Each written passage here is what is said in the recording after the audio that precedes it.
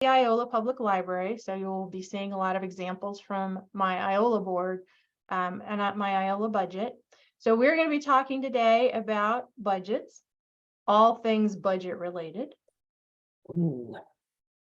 And we are recording, so this will be available in the future if you need to see it again. All right. Today, this can be a stressful topic. So you're going to see some of my favorite tree pictures throughout the presentation today, just to help us stay calm and realize that budgeting, it's not quite as scary as it can be. The outline that we're going to cover today, we're going to talk a little bit about the background, why we need budgets, what we need to do before we start the budget process, the budget authority, so the laws governing and the roles and responsibilities of everybody involved, the building blocks that make up your budget, and then the meat and potatoes, which is the budget preparation process, and then how we live with our budget or budget tracking, and then budgeting in brief is my silly way of saying conclusion. So, as background, the budget is a financial expression of the library's plan and objectives. That's from the Kansas Public Library Handbook. And ideally, a well-developed budget is going to be based on current and future needs, as well as the library's vision, mission, and current strategic plan. Now, I understand that each library is different. Some of you are city libraries, some of you are township libraries, and we have several district libraries. So some of the taxing authority is going to be different, the budget process is going to be different, and the timeline might be slightly different. And I'll try to talk about those differences when we get to them. Why is a budget important? Well, mainly because effective and stable library funding should be a top priority for every public library and trustee. Library budget development must respond to the needs of the library and the governmental considerations within which the budget will be approved. So I want to parse that out a little bit. So one of the roles of the board is to advocate and to ensure that the library has the funding that it needs. The other part of this talked about community needs. Community needs makes sure an awareness that the library understands what is needed in the environment where they are, to make sure that your library services are responsive to those needs. And then governmental considerations, that's a fancy way of saying the public library is part of an ecosystem within your community. There are other competing financial organizations or other organizations that are also needing both tax dollars and non-tax dollars. So there needs to be an awareness of where you fit into that ecosystem. And I would say the other major reason that we need to have a budget is for the sake of transparency and accountability. One of our sacred roles, the reason we have to take an oath when we become a library, both library employee or a library board member, is we have a role as a keeper of public funds, and that means we have a role in maintaining public trust. So before we get started with the budget, here's my question. Do we plan to a budget or budget to a plan? And the answer to that is you start with your plan. So you have an example here. Iola was able to use a grant to get somebody come in, and we did a strategic planning process when I first started. And so we were able to look at that plan and find that we're ready for year 3 of that plan. So one of my first steps is to pull it out, read through it, identify those year 3 goals that we've set. For example, explore opportunities to take library services outside the library location. And we talked about, maybe getting a book trailer or a book bike. So I go, ooh, that's going to cost money. So I need to be aware of strategic initiatives that we've identified that are going to cost money. And what year am I in that plan, and what year am I getting ready to budget for? John Moorman from the book Running a Small Library says, awareness of library services and needs is essential to budget development and approval. So before you begin budgeting, you do need to be aware of any upcoming or impending changes. Do you have any retirements that are coming up? Are there subscriptions that are going to get renewed? Do you have a domain name that needs to be renewed? What do your insurance premiums look like if you're a library that's large enough to have health insurance? Are you looking at a 17% decrease, a 5% increase, or somewhere in the middle? Do you have equipment upgrades that you need to budget for? What's going to be the system competitive grant for that year? Because that could impact how you budget. Do you have a new or expanding building? And with that, are you going to have new and expanding utility costs? So look at your ongoing expenses, and we'll talk more about this later. I like to look at the last 5 years of actual income and expenditures so I can create context and look at the budget as a whole. So also before the budget, that's a picture of my desk on Monday when I was working on the Iola budget. So before the budget, you need to gather up all of that data. You need to evaluate your programs and services. This is the time when you look and be very mindful of, is there anything that you need to cut? Is there anything that we need to expand? Do we need to change our hours, and how will that impact the budget? How will any of these changes impact the budget? Some other data that you might want to gather are quotes, cost estimates, the inflation rate. You'll see that I have 5% inflation rate, something that I need to think about for salaries. Did you have your premiums, your health insurance premiums that we talked about? Do you have any big capital expenditures that you're expecting, and do you have quotes for those, for a new HVAC system, a new roof, a new windows, a new car? So as if you have a capital improvement fund, sometimes you can transfer money over to help with that. Another thing that you can do before the budget, and this is one of those things that we should be doing just because it's our job as library leaders, is that environmental scan, and to be aware of those governmental considerations that we talked about a little bit ago. If you're new to the library, if you're one of our new directors, this would be a good time to dig into the state statistical reports, sort it by library size, and find out who your peers are, not just in the Southeast Kansas library system, but statewide. And you can look at some of the data points of your peers. There's lots of information about income, revenue, staffing, hours, and you can see how you compare to other people that are in communities the same size as yours. There's also available through the state library salary schedules, so you can see what a director makes at that library. Do they have a head of youth services? What salary do they make? Do they have support staff? How much do they make? I also say, as well as your library peers, what about your peers within your community? What are the pay rates at the city? How much is that summer helper making? And compare that to how much your library staff are making. What's the average hourly rate for your city? And that's the kind of information that you want to have, because it's to make data-driven decisions. If you have those comparisons, you have those numbers in black and white, it makes it easier for you to make a decision and determine what resources are needed. So if one of your goals is to increase everybody's salary to at least $15 an hour, because that's the average in your community, then what steps are you going to take to reach that goal? Community demographics are also something that you'll want to do as part of that environmental scan. Are there any changes in your community that are going to impact your service? How has your population changed? Have you seen an increase in your population or a decrease? Is your community getting older? Do you have maybe some young families that are moving into your community?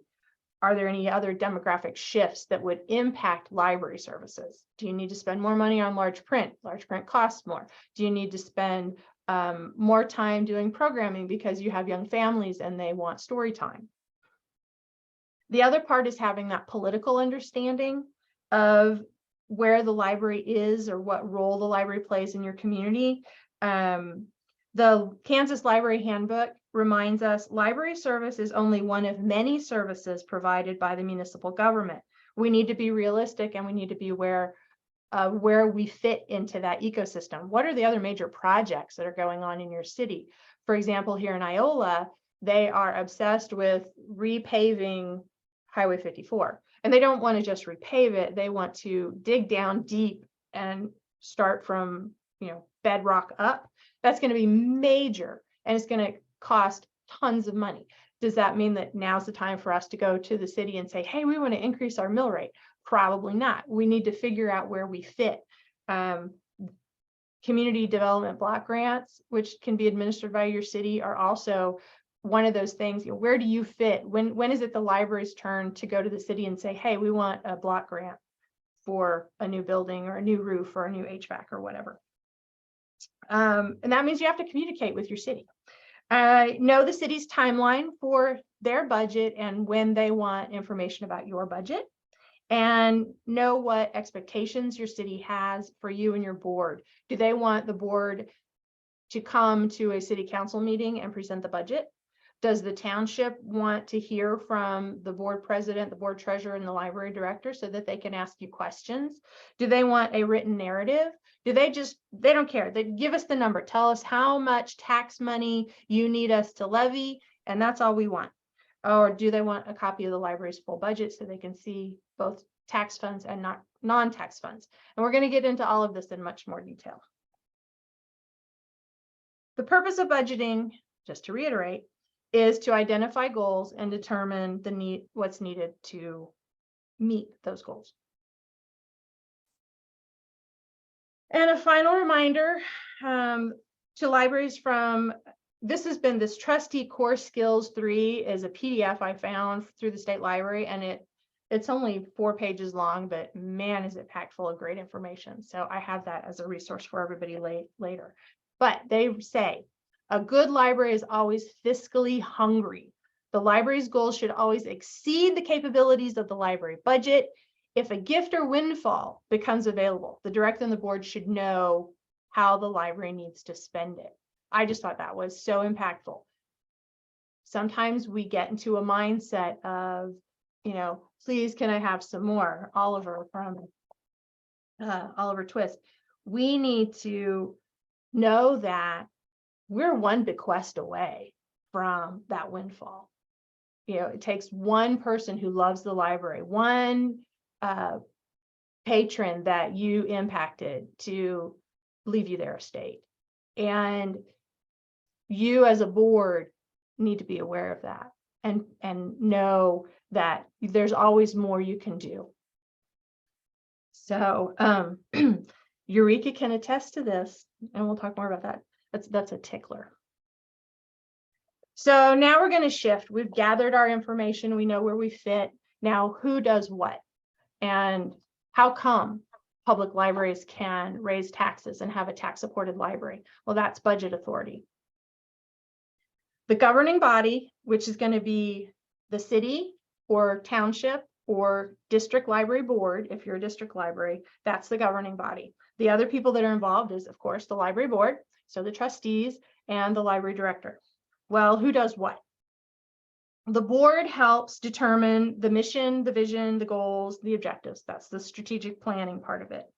They do assist in the preparation of the annual budget, and they also approve the annual budget.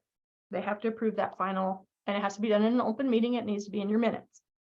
They often are the ones to present the budget to the appropriate public officials so they can explain and defend the budget that they've presented. The library board has the power and duty to prepare the annual budget for the support and maintenance of the library and to present this budget to the municipal government. District libraries are their own taxing authorities and present their budgets to the county clerks. That's from the Kansas Library Handbook, the budget section. So look for that in the B's. Another fantastic resource if you're new to this and you want a good understanding of roles and responsibilities in the budgeting process. Now, what does the director do? That depends on the size of the library. For Iola, I developed the budget. But we help prepare. We should be consulting with the board. And we need to bring that budget to the board for discussion and review and tweaks, and then final approval. The library director, if the board is asked to present that budget to the governing body, the library director needs to be there. That's important for you to be there as well. Most importantly, what the director does is they administer the budget. Once the budget's been approved, then the library director has the role and responsibility of spending within the limitations set by the budget. And we'll talk a little bit more about that later. The director also needs to understand and help generate financial reports. And those reports need to give a current report of actual expenditures against the budget and review that at every meeting. That's its own section. Financial reports is its own section. So then what does the governing body do? Well, they levy the taxes. They're the mechanism, the city or the township is the mechanism that works with the county clerk to actually send out tax bills and receive those monies and then serve as a pass-through to give that money to the city library or the township library. If you're a district library, you are the governing body. The district library board needs to work directly with the county clerk and figure out how much tax money you need and then publish all the budgets and levy that for you. So that's a pass-through. It's the taxing authority. It's the mechanism for raising funds. Governing bodies, some of them will also make direct supplemental contributions to you. I use Savenberg as an example for this. They have a pretty small tax levy, but they have a large appropriation that they get from the city that comes from the city's budget. And I think it comes from the city's electrical, they have an electric power plant or something. So there's other funds that are not levied funds that the city can give to the library. And you know, that whether or not your city does that, it depends on the local ecosystem, and you need to have an understanding of the local politics of that financial report. One of the things that the governing body does, well, they're responsible for publishing the budget and holding budget hearings and the revenue neutral rate hearing. But the other thing that the governing body can do is use home rule to write a charter ordinance or pass a charter ordinance that sets a mill levy cap. And that means that the library board and the library director can only ask for tax funds up to that mill levy cap. So everybody needs to know if you have one, and if you do, how much is it?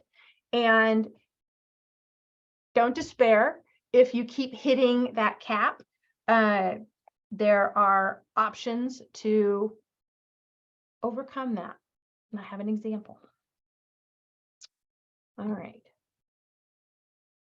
I want to parse out the library law because that's the law is our budget authority. This is Kansas statute 12-1220.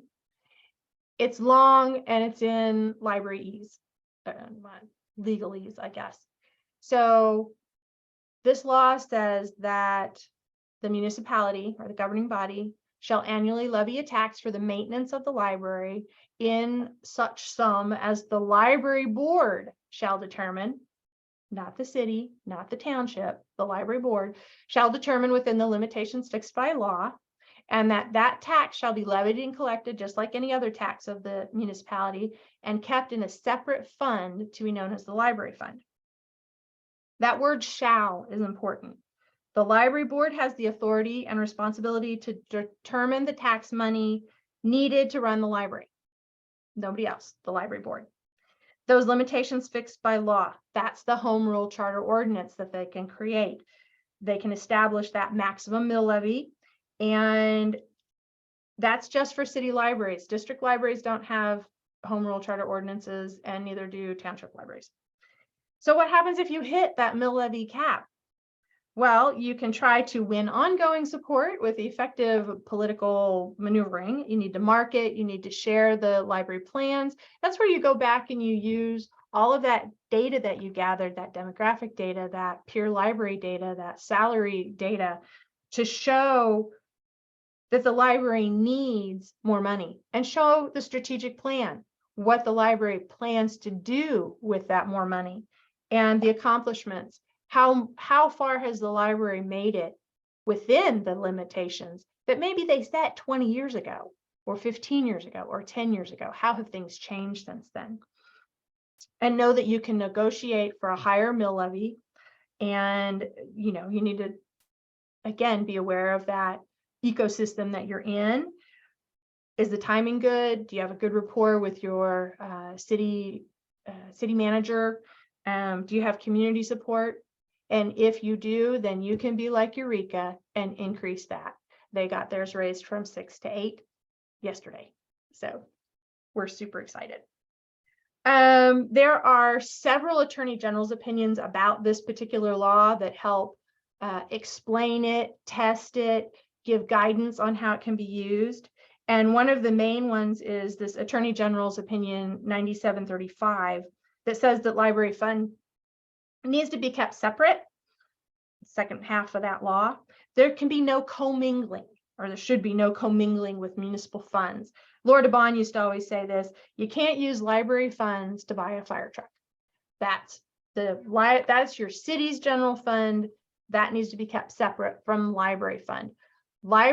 Any taxes that are raised for the library that are kept in the city's library fund need to be distributed to the library. They can't hold on to your money either. That's the other part of that. Okay, this is the part that gets a little bit confusing, because there's our budget, meaning the library's budget, their budget, meaning the city, the township's budget, and our budget in their budget, and how these things all work together. So we're going to start with our budget. Makes most sense. Our budget is all of our revenues, all of our expenses. What is our carryover? What's the tax need that we have? Are we getting money from, what's our allocation going to be? Do we have money from a trust? What are our different expenses? One of the things that we need to know for our budget, and this is going to be for the bigger libraries, we can have multiple pots of money or multiple funds. We can have the general fund money. That's tax money. We can have employee benefit fund tax money. I think Parsons has an employee benefit fund. SEK has an employee benefit fund. So that's just a separate tax that the governing authority levies on our behalf, and it can only be used for employee benefits. And then libraries can create a capital improvement fund, which comes in handy for big ticket items. Our budget, the timeline for our budget, we should be working on our budget anywhere from January through June. Okay. Their budget, make sure I got all of my, yes. Their budget is, and I am only showing you an example of the library fund page of the city's budget. If any of you have come to the finance interest groups, I'm forever talking about the city's budget workbook that you can get from the Kansas Department of Administration Municipal Services. The published budget, that's what this is. This is the city's published budget. You can get that. You can get all those pages to download and to see how the library's budget fits into the city's budget. Now, the laws governing how the municipalities or townships levy taxes are here on this slide. It's the same law, KS 12-1220. For districts, you guys are different. You have your own law. The district law is KSA 12-1237. And I'm getting ahead of myself. There we go. So how does our budget fit into their budget? Well, they are the ones who have the tax hearing that approves our budget, the amount of tax money needed in our budget.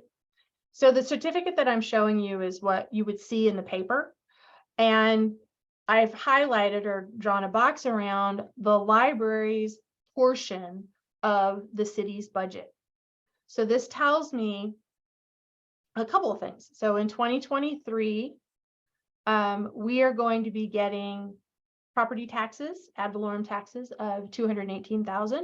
And we have a budget authority for expenditures. We can't spend more than $238,000 in tax funds, assuming we get everything that they raise for us. The governing body is also responsible for the revenue neutral rate. That came up 2 years ago, 2021, Senate Bill 13. The county clerks will let the municipalities and the district libraries know what the revenue neutral rate is. The revenue neutral rate is the amount of tax dollars that last year's levy rate is needed to create the same amount of dollars. It used to be that if the property valuations, your assessed valuations in your community went up, you could lower your mill rate and still bring in more tax dollars, because the higher the assessed valuations, the lower the mill rate needs to be, the percentage of that, to create the amount of tax dollars that you need. I'm going to create in Niche Academy a module just on mill rates and mill rate math. I did not want to throw math into this presentation today because I didn't want to cause math anxiety. And I think I'm going to do one on revenue neutral rates too, because they can be a little bit complicated. Back to district libraries. Districts is basically our budget and our budget. You just have one budget. You are the taxing, you are the governing body, the district board is. And so you are authorized to and shall annually levy the tax for the maintenance of such library in such sum as the library board shall determine. So you guys have a lot more power and flexibility than some of the city libraries. District libraries also will then use the same timeline as the city. There is a July 20th deadline that the district libraries need to be aware of to share their intent with your county clerk if you're going to exceed the revenue neutral rate. If you're going to need more tax dollars next year than you needed this year. And I know that you all cooperate with your county clerk already. So you guys have a good relationship with Mr. Lamb. All right. Some other legal requirements that I want you all to be aware of. And just look at that. I love that view. That was from Oregon. Cash basis law. That just means that the board can't create indebtedness. If you don't have the money in the bank account, you can't spend it. So we have to have it on hand in the treasury, is what they say. So, and the treasury is the bank in your bank account. So for example, we can't spend state aid money if we don't have it yet. And in the case of Iola, our state aid goes into a separate bank account. So we literally can't spend state aid on books or whatever until we receive it and get it deposited into that bank account. Now, the exception for the cash basis law is the capital improvement fund. We are allowed, if we have a capital improvement fund, and the law is 12-1258, if we have a capital improvement fund, we can transfer up to 10% of tax dollars into that capital improvement fund, keep it in a separate bank account with its own checkbook, if possible, that can be used at any time for major capital expenses. And you have the flexibility of if you get into a pinch and you need to transfer money from the capital improvement fund back into the general fund, you can do that. And this is the only way you can save or carry over tax funds. Otherwise, you are expected to spend all of the tax money raised for you the year that it's raised. And again, the capital improvement fund can be accumulated. It can be carried over at the end of the year, unlike other tax money. You can add non-tax money to a capital improvement fund anytime. So if you do get a big bequest for a brand new building, you can put that money into a capital improvement fund. And we talked about you can also transfer if you need to. So that's capital improvement fund. Your treasurer must be bonded. This isn't optional. This is part of the law. So you can do a position bond. So you can say the treasurer, whoever that is bonded. It doesn't necessarily, there's options for how you can get that bond done. You can contact the system consultant for more information about that. And the reason that the treasurer needs to be bonded is because they are responsible for receiving tax money. So the municipality pays funds to the board treasurer. Now, in our case, it comes to us and Vivian is the one who deposits it into the bank. It doesn't have to be the treasurer who does that. But they are legally responsible for that. And finally, another legal requirement is the signatures. And I know this comes up from time to time. Again, the law is very clear. The treasurer writes the checks and the president and the secretary sign them. The treasurer does not sign the checks. The treasurer is the one to create the checks. And again, the director can do that as well. The secretary's signature verifies the legitimacy of the president's. Okay, and you can use facsimile signatures. We do that here. We have stamps. So there's options for larger libraries. For smaller libraries, it's probably not a problem. And again, that checkbook should be staying in the library and on library property. Okay. Deep breath. We're ready for the budget building blocks. So the process started with the library's plans, and we looked at those ongoing and anticipated expenses. And we're going to look then at non-tax revenues. And then we're going to look at, sort of those state aid and system grants. And finally, after we've looked at all those things, how much tax money do we need to make all this happen? Expenditures. Expenditures are those ongoing expenses. Like I said, I like to look at the last 5 years. So what you're seeing is, this is pulled from the IOLA my budget workbook. So at the end of every year, when I get the treasurer's report, I update my budget so that I have the actuals for all of our income and all of our expenses. Right now, I'm just showing you the expenses. You'll notice that the expenses are in lines, grouped together, all my adult programs together. If you're a small library, maybe you only have one budget line for programs. If you're a small library, you might not need an audit, so you wouldn't have an expense line for an audit. These expense lines can be as large or as small as you need them to be. If you were to go to an urban library, they have a bajillion expense lines. If you're a small public library, maybe you have 5. That depends. And again, that's a good reason to find out who your peers are, because then we can share with you, or you can ask them to share with you examples of their budgets. Okay, so the next building block that we're going to look at are non-tax revenues. I don't think I picked the perfect example for this, but the image is from one of my district libraries.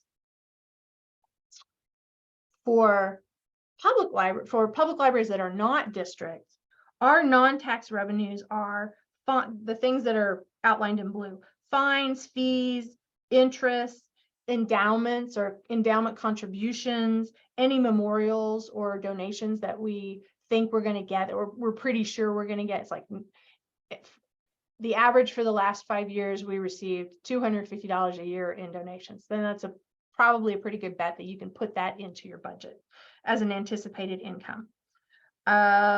System grants, other grants that you are pretty sure you're going to get, like the materials delivery grant, not the competitive grants, because you don't know if you're going to get those or not.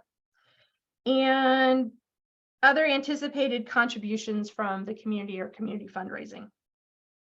For city libraries, the Kansas statutes do not require a library to include any non-tax monies in the city's published budget.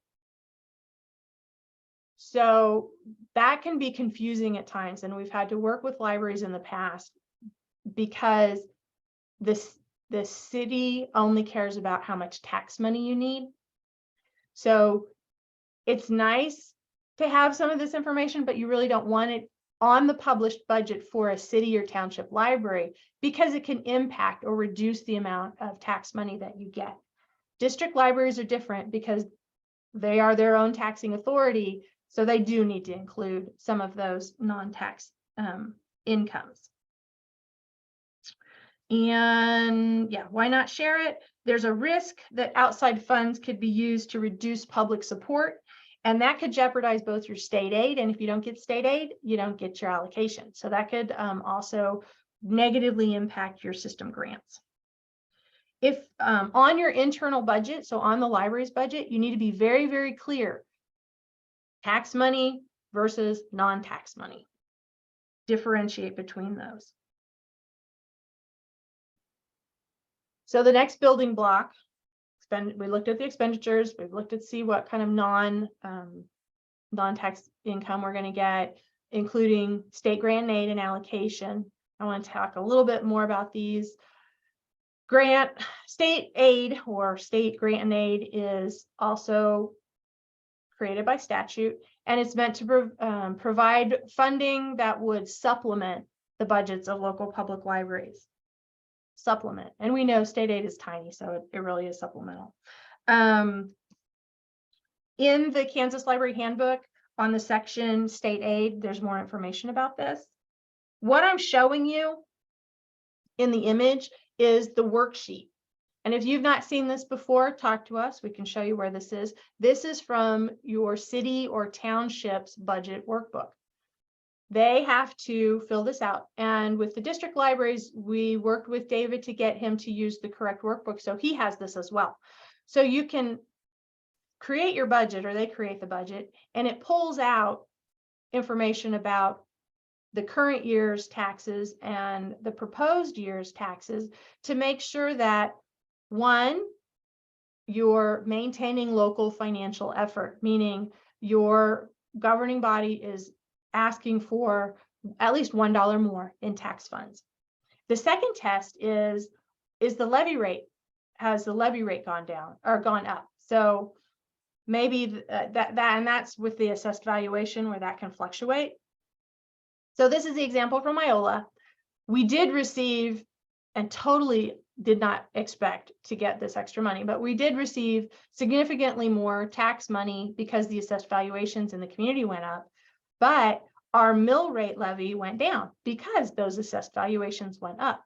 So we failed the test, the second test that says our mill levy rate increased, but we passed the first test because we received more actual tax dollars.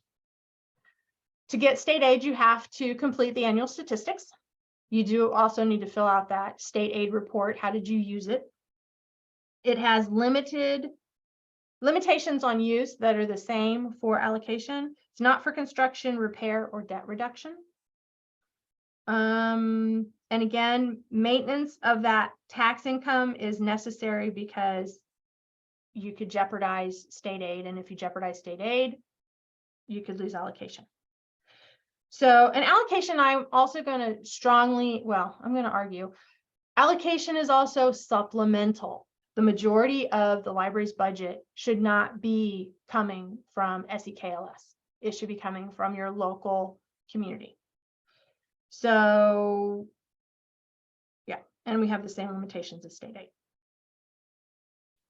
And we also have reporting requirements as well. So the last building block is tax revenues. What's left? We know how much we need. We know how much non-tax income we have, and we know what our, we'll talk a little bit more about carryover. We know how much money we might have in the bank to cover our expenses. What's the difference? What's left? What's not covered? That's the tax revenues that you're going to need to raise. Tax funds should be the majority of the library's funding. There are many kinds of taxes. So some of that's what this page is. It's showing you the list of those other taxes. Delinquent taxes, motor vehicle taxes, recreational, commercial, watercraft. When you get your tax check from the city, you can ask them for a breakdown of these different taxes. I had to do that when I was in Tonganoxie because I needed to see the numbers to understand them better. Ad valorem tax is property tax, and that's separate. You'll see where it has X, X, X, X, X, X, X. When you're proposing a budget for the next year, the city can give you estimates for the motor vehicle and delinquent, and whatever is left over, the difference between the expenses that you have and those other taxes is the amount of property tax that needs to be levied. And we talked a little bit about, you have the different funds. If you're a library who has been able to pass through your city an employee benefit fund, you'll have 2 pages that look like this. You'll have the library general fund taxes, and then you'll have library employee benefit fund taxes, because it's 2 separate taxes that are going to be charged to people in your community. And again, we talked about the capital improvement fund, where 10% of it can be transferred, and it can be a mix of tax funds and non-tax funds. That employee benefit fund, if you have one, is only tax funds, and they can only be used on employee benefits, and that can fluctuate. So if you do have a reduction in your health insurance costs, then maybe next year you won't need as much employee benefit fund. So that mill levy will go up and down and up and down and up and down, depending on your health insurance costs. Your general operating, usually if you have a mill cap, it'll stay the same, or it'll just incrementally increase. So now you know, well, we don't know, but I want to talk about the budget timeline. That's the other part of the process, this building the budget. From January to March, that's when you and the board and the director are going to be reviewing the plans and determining how much income you need to achieve everything that you want to achieve in the coming year. May and June is when the rubber hits the road. That's when a written budget should have been presented to the board and approved by the board, and you can then share that tax need that you need with the city. For district libraries, we talked about July 20th, that deadline of when the governing body submits its intent to exceed the revenue neutral rate. If you're a city library, the tax money you need can impact the city's determination of if they need to exceed the revenue neutral rate. So the library's budget needs to be to the city or to the township before that July 20th, but probably closer to the mid-June. And then in August and September, it's in law that the district libraries and the city and township municipalities, governing bodies, have to publish their budget and conduct hearings between August 20th and September 20th. If you've been wondering why our fall in-service is so early this year, it's going to be August 24th. It's because SEKLS has to have a budget hearing and a revenue neutral rate hearing between August 20th and September 20th. So that's everything is done by then. But then all of this budgeted stuff is done on estimates. And in November, that's when the county clerks will get better numbers or better ideas of their numbers. And you might find out, like we did at Iola, that, oh, you only asked for $225,000 in tax money, but because the assessed valuations went up, you're going to get $238,000. Surprise! So then the board, I had to work with the board to adjust our final operating budget and create what Roger called a working budget. And you could do that in November and December, just to tweak things. If you made estimates, you were working on your budget in March, April, May. Well, maybe by November there's additional costs that have come up, or things have changed, or you have better idea of what the next year's reality is going to be, and you can adjust for that. And again, budgets are guidelines. All right. The next part of this presentation is budget time. I need to turn my page. budget preparation, actual work. So I mentioned no, I didn't mention cash flow. I want to mention cash flow. Sometimes there's a confusion between how much money you have in the bank and the budget. And you need to know how those two things work together. Because cash flow is different than the budget, and it's different than a financial report. It is the income coming into the checking account and the expenses going out. It's how much money do you have in the bank to pay your library director, to buy books, to keep the lights on. How much money you have in the bank is going to fluctuate depending on these tax distribution dates. These are the dates that you can expect to receive funding from your city. And if you don't receive it, you need to be on the phone with them saying, where's my money? It's supposed to, you'll get your first one. The city will receive its first one on or before January 20th. And they're a pass through. So technically you could get it that day. Be aware of the timeline for system grants and allocation distributions. We distribute those funds 4 times a year at this time to sort of parse it out. So every quarter, the library is receiving some money from the system, and you're going to get your big influx of tax money at these different times. Sometimes if you're running a super tight budget and you do not have good carryover, or you don't have some extra money, a cushion of money in the bank, between June and September, it can get a little lean. So you need to make sure that you're managing your cash flow. The other thing that you want to know is how much money is needed to pay for January and February expenses. I was in a position when I was the director of Tonganoxie where the city forgot to give us our January 20th tax money. And it was, hitting the end of February, and I had to pay all my January bills, and I had to get payroll ready for the first check in February. And I was running low on funds. And so I was a new director. I didn't know any better. So I had to call them and said, do you have some money that we're supposed to be, you're supposed to give us? And they go, oh, we're so sorry. And so they gave us our money, but I didn't know to be proactive. So this is I'm giving you these dates so you can be proactive. Don't be like me and be worried that you're not going to be able to pay your bills. The example that you see on this slide is Vivian creates this little cash flow overview for our general fund, all our different bank accounts, our general fund bank account, our allocation bank account, and our state aid bank account. You don't have to have different bank accounts for all of those, but we do. And she puts this at the top of our financial report. The next thing that we needed to know as part of budget preparation is, again, carryover, how much money is needed to pay those January and February bills. And your carryover is going to be that balance forward. So on this example, it's that balance 1-1 and highlighted in yellow. That is the money that's in the bank, in your bank account at the beginning of the year. So that's going to be added in and create what is the available cash. So your total amount of income that you have to work with.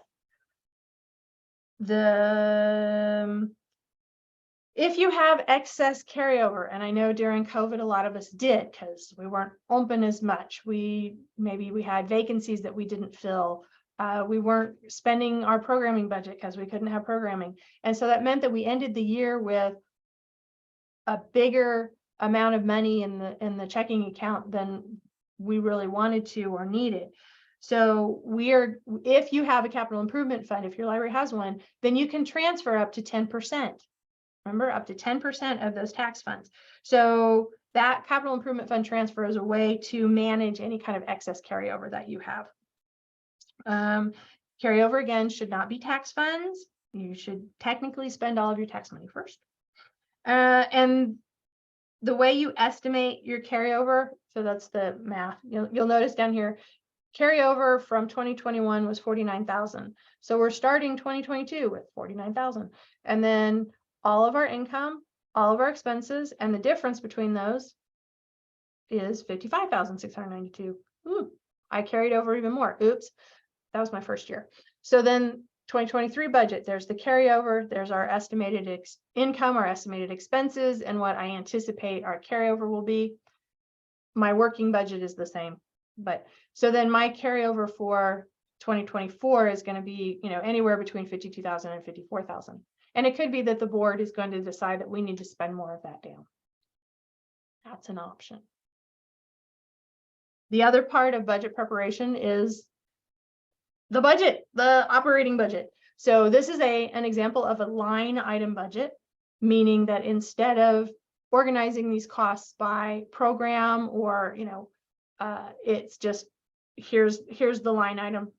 Here, here's all of our expenses that we think are going to be related to courier and postage, grant projects, Hoopla, travel, and salaries. The operating budget should show that balance forward. So the previous year's funds in this case, I think this is Savenberg's budget. And then you have all of your expense categories with your estimates for what you're going to need. Again, the budget can serve as pre-approval of known and anticipated or normal operating expenses. And that means that the board has approved the director to spend within these limitations. It's pre-approval.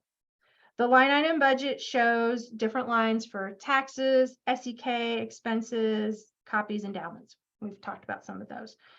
Expenses, same. You have salaries, benefits, utilities, building maintenance, equipment and technology, collections and materials, programs, and any if you're going to do a transfer to your capital improvement fund, you can include that as an expense too. How you estimate the carryover, it's balance forward, plus income minus expenses. That's your carryover. The state provides standards. So if you're not sure how to divvy up your budget, the recommendation is that 65% of the budget goes to salaries and benefits, so the total cost of salaries and benefits, and that 12% goes to materials and collection development. So I created a little fake budget of $20,000. So if you had a $20,000 budget, that means that 65% or $13,000 of your budget would go to personnel costs, because staff is the most important part of the library. Second most expensive is materials. Well, not in this case. 12% of that $20,000 budget would be $2,400. So that would be what you would spend on materials, and so books, book supplies. I would argue that you can also use that for your ILS expenses. And then this is just a fake budget. So $3,500 for building and utilities and $1,100 for everything else.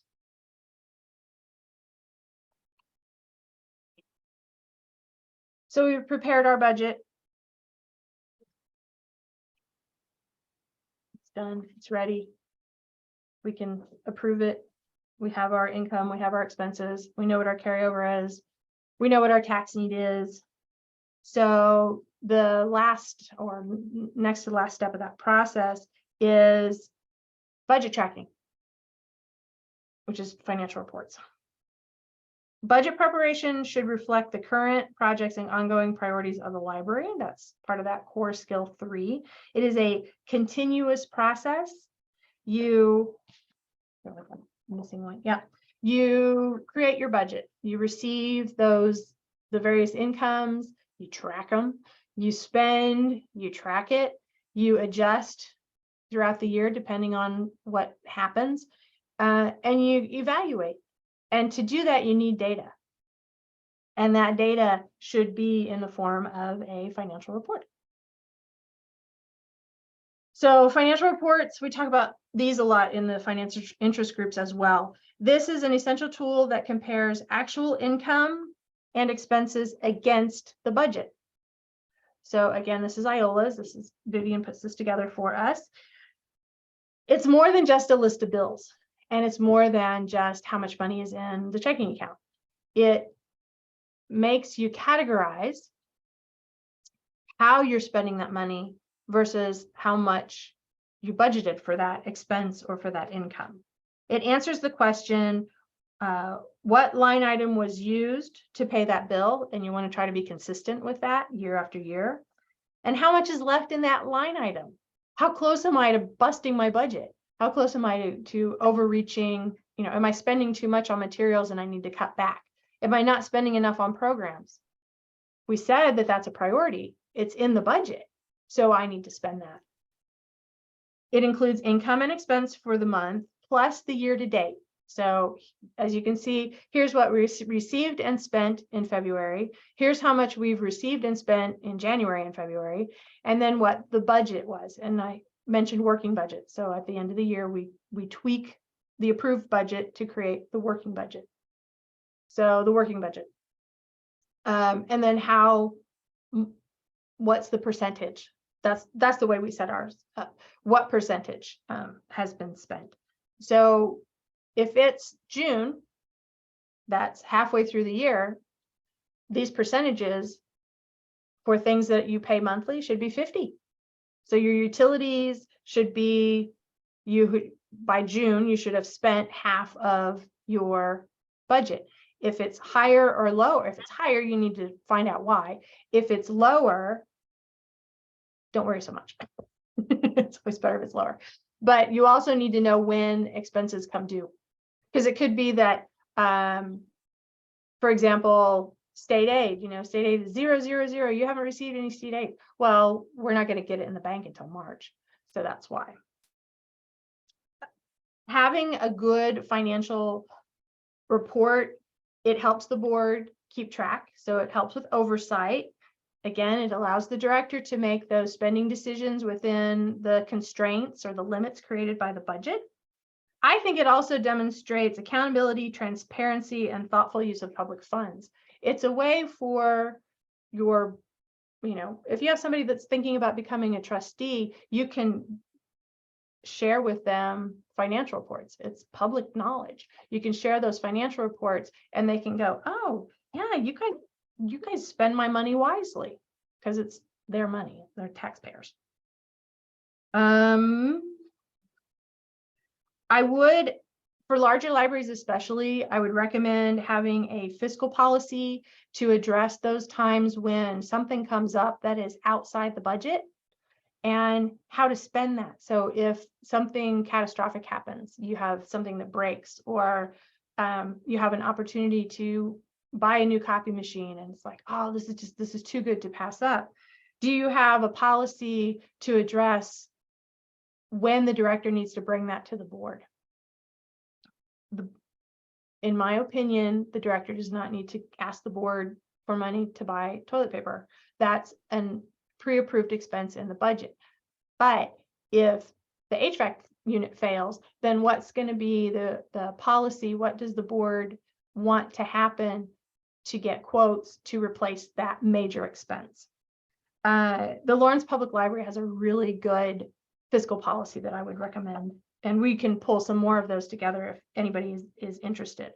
And I have a couple of other examples of financial reports, and as part of the Finance Interest Group, we created a really simple Google spreadsheet that, this one's a little bit different than the one that we do for IOLA. Instead of percentages or what percentage of the budget has been spent, it's how much money's left. How many, if you're more of a numbers person than a percentages person, how many tax dollars are left. So in this example, $1,873 in salaries was for that month.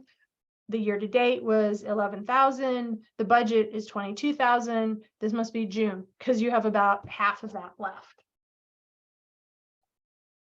And this is available. This sample financial report is a Google spreadsheet that you can have access to, and that will be included in the budget resources link that I'm going to share out.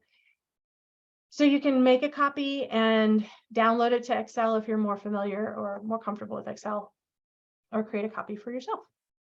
And this other example I found from information that Iris Jones put together for folks that are longtime SEKLS members. So good best practice. Another good best practice for keeping track of the budget is considering an audit.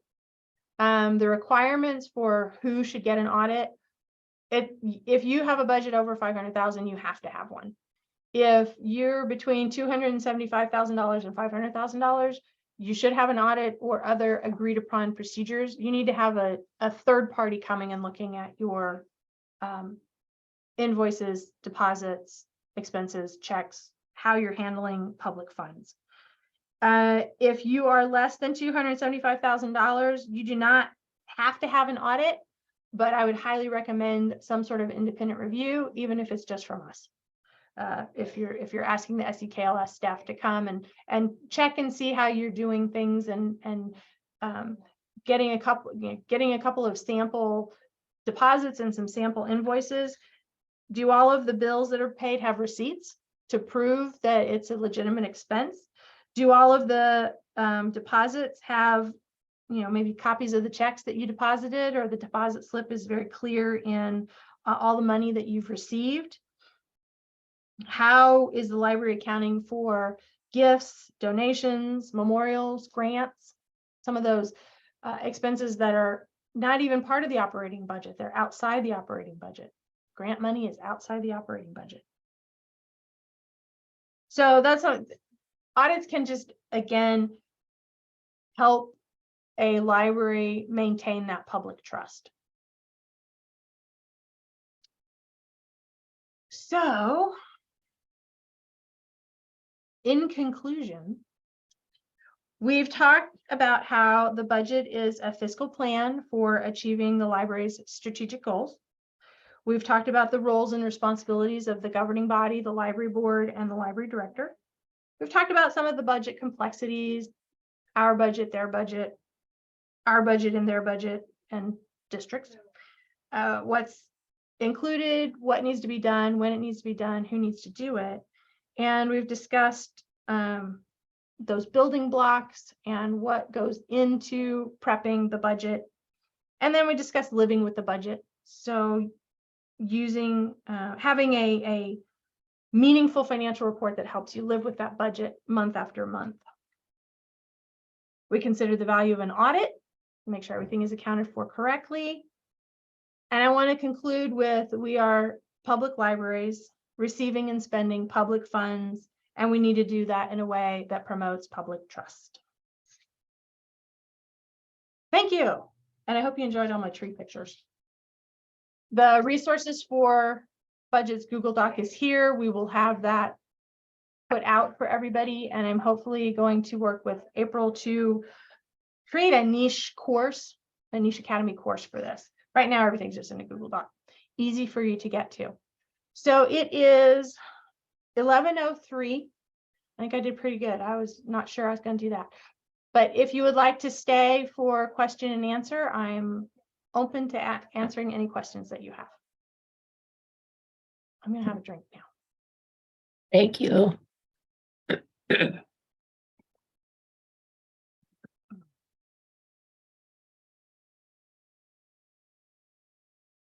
Yeah. This is the budget and finance for public library resources. Can you guys see that? My Google page on the, is that showing on the screen? Yeah. Okay, great. And Sharon, you have a question in the chat from Oh, Diane. okay. If you need to transfer money from the capital improvement fund back to the general fund, does that need to be budgeted before doing it?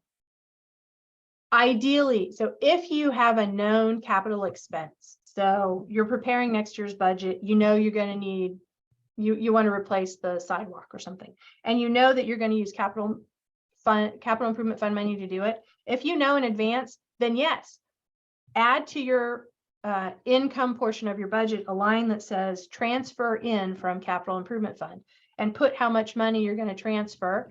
And then you're going to write a check to yourself. You're going to write a check from capital improvement and deposit it into your general fund. That's just a way to be very, very transparent.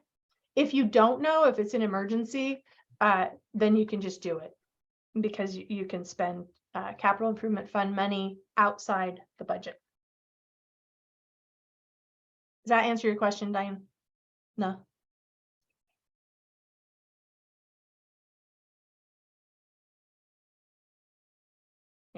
So if it's a known expense, budget for it.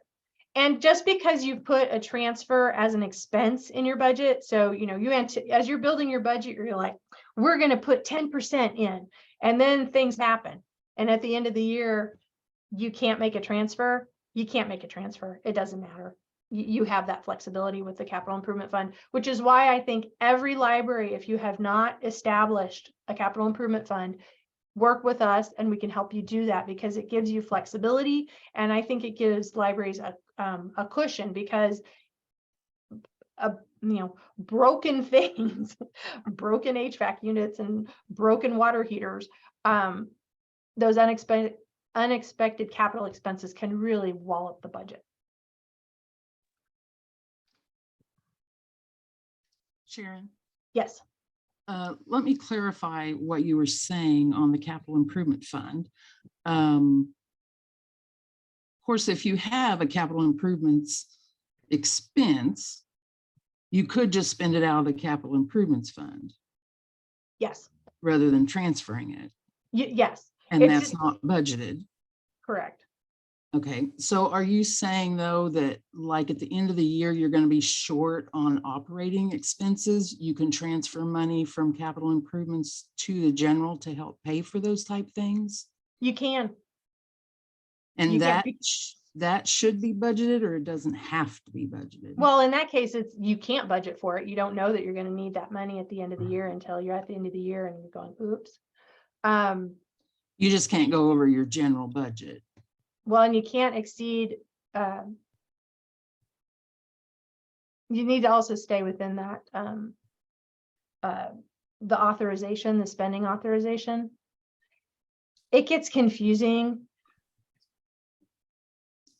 but it's there as an option. And when the needs arises, we'd need to look at it carefully, because there's some other extenuating circumstances. Let me see, I want to find the right slide. Is it slide? Oops. Is it slide 7?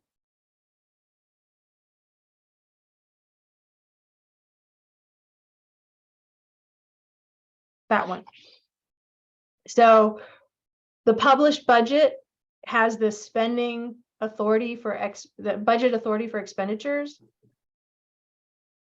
If you've received fewer tax funds than you were anticipating, so something happened in your county, and you only received 220,000 in tax funds, then you can transfer money from your capital improvement fund, but you still need to make sure that you don't spend more than $238,000 in tax funds. That budget authority is less of an issue usually for city libraries. District libraries have to pay more attention to that. But the published budget tells us how much tax money we are authorized to spend in a year. So transferring money from capital improvement, because that money you're transferring is tax money, has to fall within this budget authority. Right, I understand that. Thank you. Okay. Gina asks, we have something in our budget this year as cash flow. Is that the same as carryover? It's a different. Cash flow is less an amount and more of a how you receive your money. I would recommend you start your budget with either balance line, which is your carryover, or your beginning balance January 1st, so that it's very clear that that's the amount of money that's in the bank account, and that can be looked at, or I can't find the word right now. You can look at that and know that that's there. If you want to reduce the amount of tax money you ask for, and knowingly make a decision to use some of that carryover. So I'd have to look at your budget, Gina, to verify that, but I would change the terminology from cash flow to beginning balance.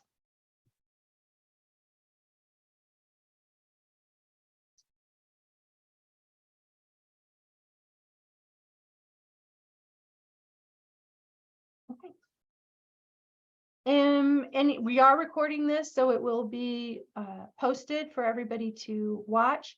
I also want to share with you these 2 Apple webinars. I did this in an hour. For Apple, you get 2 one-hour sessions with Laura DeBon, who's from the NEK, Northeast Kansas Library System. She taught me everything I know about budgets. We also have an hour-long budget workshop that Roger did in April of 2021. We have an hour-and-a-half long one that I did in December of 2021 that you can also review if you want more in-depth information, or if you want to hear this from a different point of view. If you want to hear how Roger explained budgets, or you want to hear how Laura explains budget, because sometimes it helps to hear the same thing in a different way. I also talked about the trustee core skills handout that I found very valuable. That link is here. The trustee manual finances chapter and the Kansas Library handbook budget section are both also very helpful. I didn't talk about budget presentation tips because it was going to get too long. So some of the things I cut out of today's are here. And then also lots of information from finance interest group, question and answers. Here's those budget workshop viewings. And I wholeheartedly stole from the Central Kansas Library System. Let me get, sorry for the scrolling, all of this information from CKLS. Again, they've got sample, they have revenue neutral rate information, sample treasurer's reports, sample spreadsheets, templates, other information that you might want to explore.